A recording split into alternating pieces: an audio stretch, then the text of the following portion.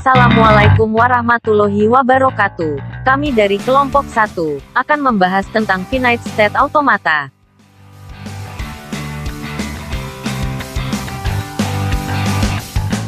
Finite state automata atau biasa disingkat FSA.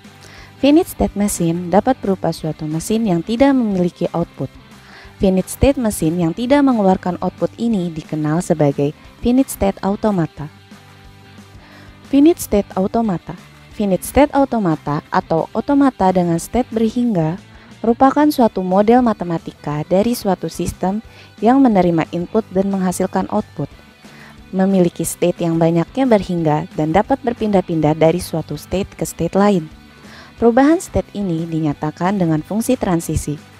FSA tidak memiliki tempat penyimpanan sehingga kemampuan mengingatnya terbatas. Contohnya seperti vending machine dan pengecek pariti ganjil. Finite state automata dengan keterangan lingkaran menyatakan state atau kedudukan. Label pada lingkaran adalah nama state tersebut. Busur menyatakan transisi yaitu perpindahan kedudukan atau state. Lingkaran didahului sebuah busur tanpa label menyatakan state awal. Lingkaran ganda menyatakan state akhir atau final. Finite state automata.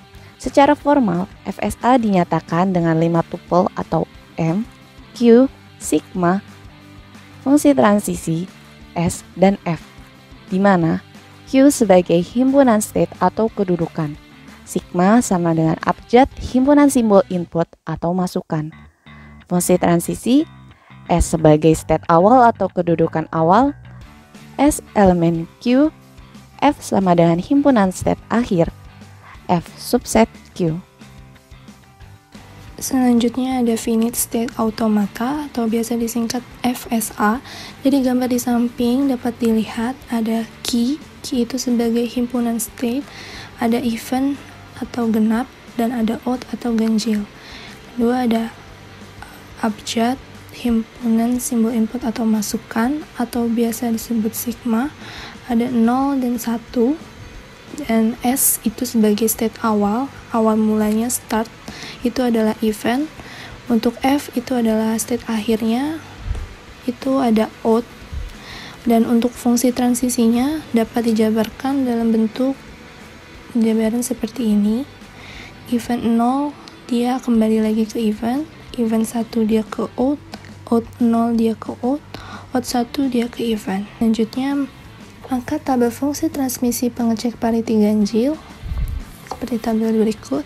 Karena mesin di atas merupakan pengecek pariti ganjil, maka himpunan state akhir yang menyatakan input diterima oleh mesin adalah odd.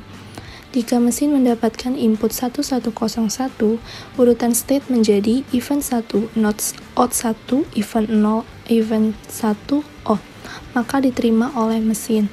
Jika mesin mendapatkan input 101, urutan state menjadi event 1, odd 0, odd 1, event, maka ditolak oleh mesin. FSA dibagi menjadi dua, yaitu pertama ada DFA, Deterministic Finite Automata, yang berarti otomata berhingga yang pasti, atau tetap atau tertentu. Kedua ada NDFA, Non-Deterministic Finite Automata, yaitu otomata berhingga yang tidak pasti. DFA, Deterministic Finite Automata. Dari suatu state ada tepat satu state berikutnya untuk setiap simbol masukan yang diterima. Contohnya seperti ini berupa mesin DFA. Konfigurasi DFA di atas secara formal dinyatakan dengan key, himpunan state-nya ada key 0, key 1, dan key 2. Untuk sigmanya atau himpunan input masukannya ada A dan B. Untuk S-nya atau state awal dimulai dari key 0, untuk F state akhir diakhiri dengan key 2. Untuk fungsi transisinya dapat dijabarkan dalam bentuk penjabaran seperti ini atau dalam bentuk tabel. Keterangan untuk sebuah state dan input yang berlaku bisa ditentukan tepat satu state berikutnya. Suatu string X dinyatakan diterima bila transisi S, input X, berada pada state akhir. Dengan kata lain, secara formal, bila M adalah sebuah bahasa finite state automata atau yang disingkat FSA, M sama dengan key, sigma, del, S, dan F. Key merupakan himpunan dari state, sigma merupakan input, del merupakan transisi, S merupakan state awal, F merupakan final state atau state akhir. Menerima bahasa yang disebut LM yang merupakan himpunan X di mana transisi S input X di dalam F. Contoh, bila diinputkan string A, B, B pada mesin tersebut, maka transisi key 0 input A, B, B sama dengan del. Key 0 input B, B sama dengan del, dan transisi key 1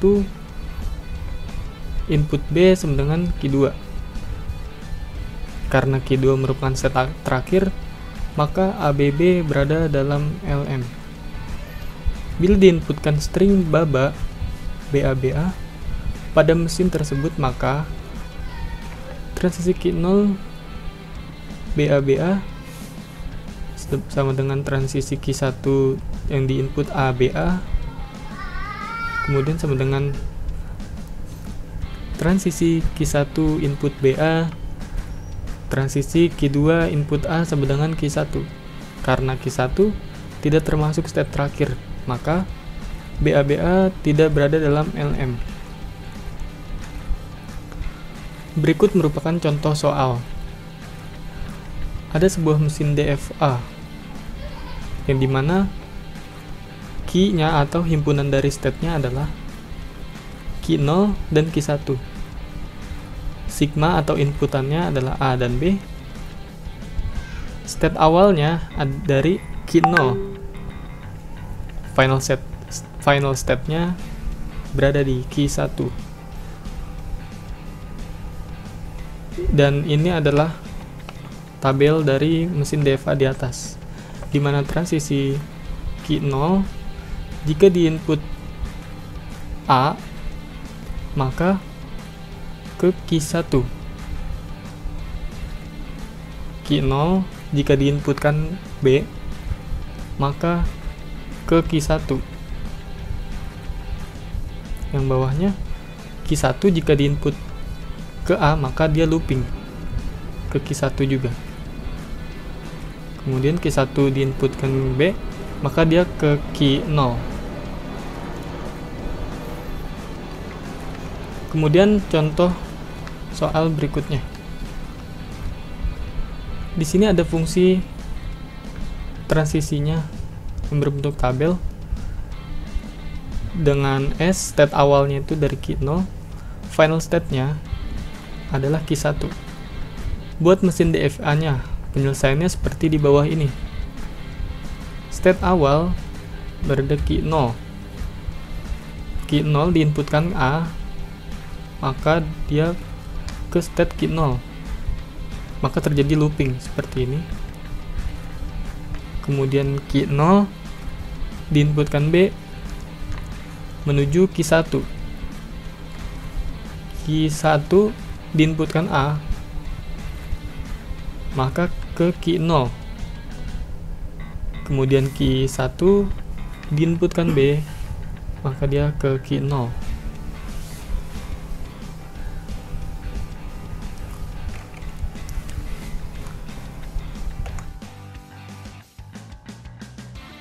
Non-deterministic finite automata atau NDFA.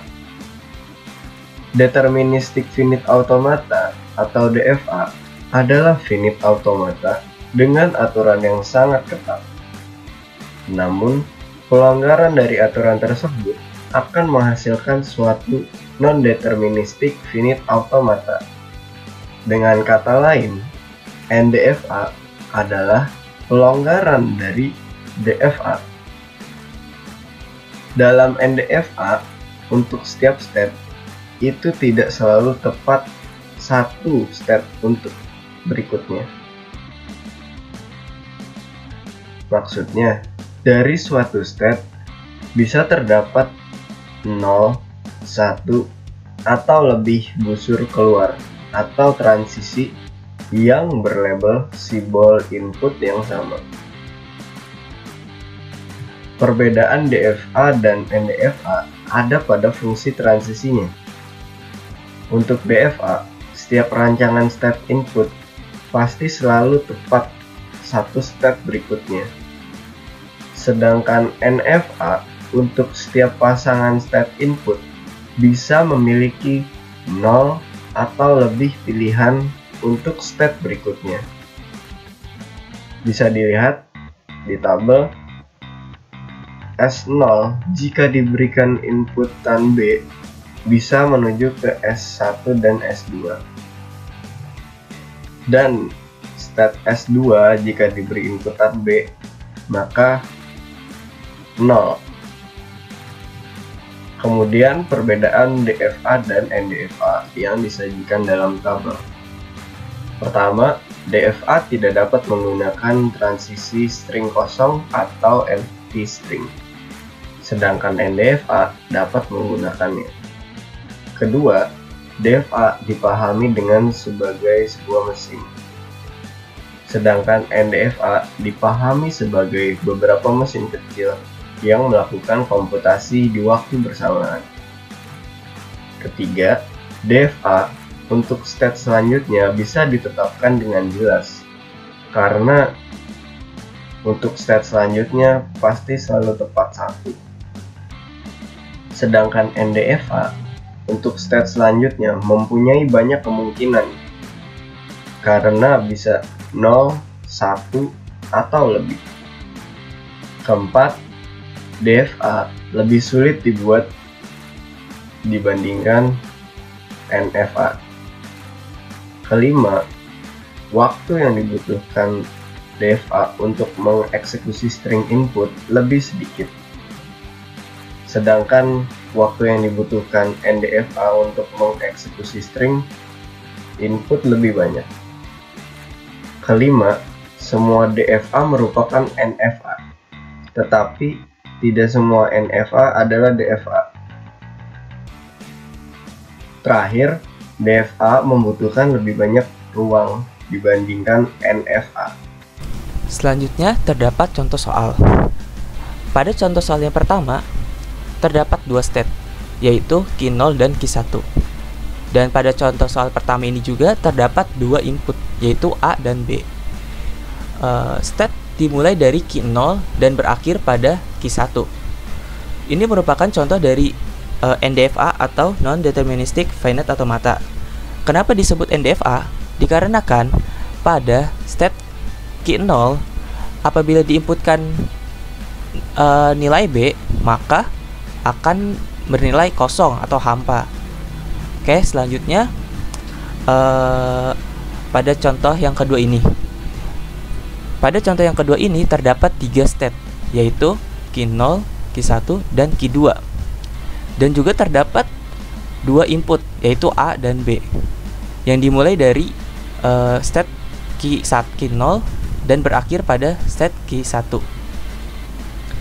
Pada contoh ini merupakan contoh dari NDFA juga. Kenapa bisa disebut NDFA? Dikarenakan pada state Q0 ini bila diinputkan nilai A, dia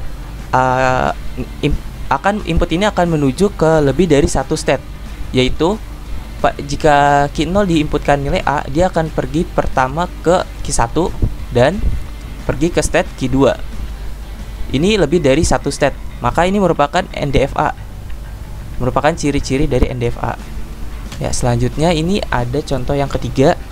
Ini juga merupakan contoh soal dari NDFA. Dikarenakan pada state Q0 apabila dimasukkan input A, maka input A ini akan menuju ke lebih dari satu state, yaitu ke Q0 itu sendiri dan ke Q1. Dan begitu pun juga yang ke 4 ini, contoh keempat, ini merupakan NDFA dikarenakan pada state Q1 apabila diinputkan nilai B, maka akan bernilai kosong atau hampa. Ya, selanjutnya ini ada keterangan. Suatu string diterima oleh DFA bila terdapat suatu urutan transisi sehubungan dengan input string tersebut dari state awal sampai dengan state akhir. Jadi, untaian string ini bisa diterima apabila untaian string tersebut dapat diurutkan dari state awal hingga state akhir. Selanjutnya, untuk NFA harus dicoba semua kemungkinan yang ada sampai terdapat satu yang mencapai state akhir. Jadi NFA ini harus